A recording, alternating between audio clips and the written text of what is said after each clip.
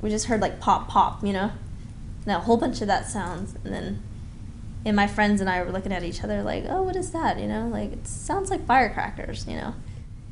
It wasn't what we had anticipated, you know. I just saw kids running. Some people fell on the ground, and then I heard screams, and it was just a devastating thing to see.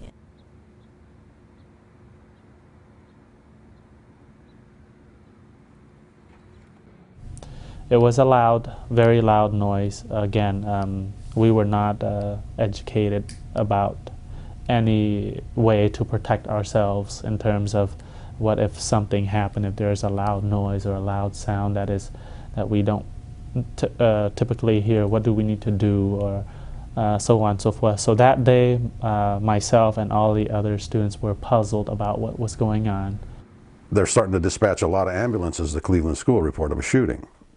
So, and I was maybe a block and a half away, so I drove in on the back end of it behind the Masonic Temple there to go to the car fire, still not really putting two and two together yet, until I heard more dispatches of ambulance and paramedics and reports of the shooting, and unknown what the condition of the shooter was. So I think they advised me that to be aware that there was a shooting at Cleveland School. Not only that the shooter could still be in the area.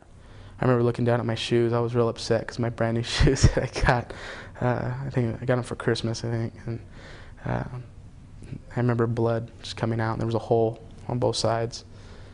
And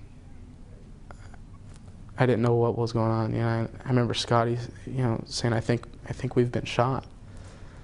And we still weren't crying.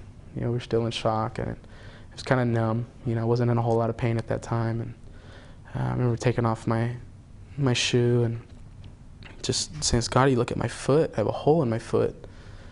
And I had blood on my chest, but I didn't know if the blood was from my foot or what. You know, I really wasn't paying attention to my chest. But Scotty says, "Robbie, look at my leg."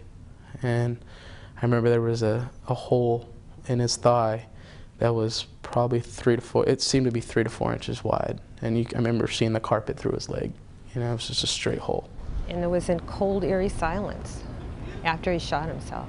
I didn't know that happened. I was coming from not the perspective of being on the yard or, you know, the unfortunate people who were in those portables and knowing he was up there. But you know, just kind of running around trying to pull kids in and not knowing why, but knowing they needed the help. Amazingly so, the 5 that we saw in the back were the only 5 that died that day. There were several others that were hit pretty good, and it's amazing what a round from an AK-47 can do to a small child.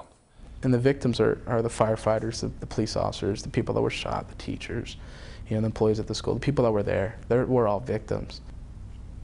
Like everybody kind of owes it to us to remember it, because we lived it.